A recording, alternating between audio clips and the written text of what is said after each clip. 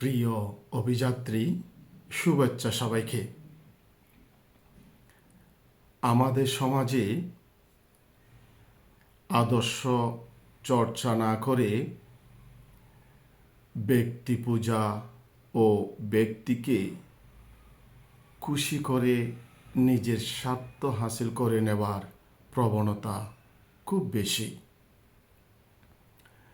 রাজনীতিবিদ, ধর্মীয় গুরু ও খ্যাতিমানদের নিয়মিতই তোষামত করে চলতে দেখা যায়।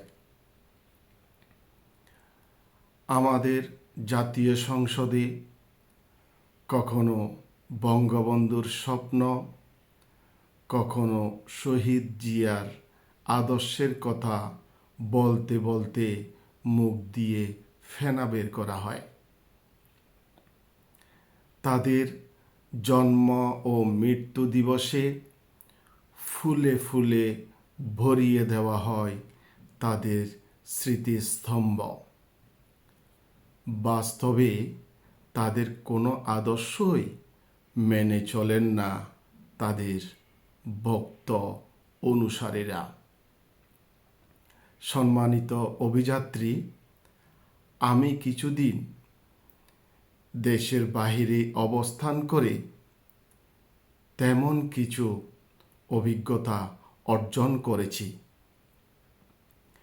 আমাদের কালচারাল পার্ক ও আলোকায়ন একটি আদর্শের বিষয়। এটা কোনো বিনোদন কেন্দ্র নয়, এটা কোনো আড্ডা দেওয়ার জায়গাও নয়। এখানে এসে মানুষ প্রশান্তি লাভ করে, সুশিক্ষা ও শুদ্ধ সংস্কৃতি চর্চার চেষ্টা করে।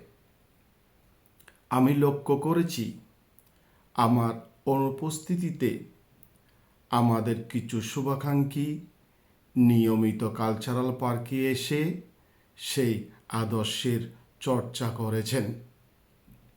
কিন্তু কিছু সদস্য তাদের সুযোগ থাকা সত্ত্বেও কালচারাল পার্কে আসেননি, কারণ আমি ছিলাম না।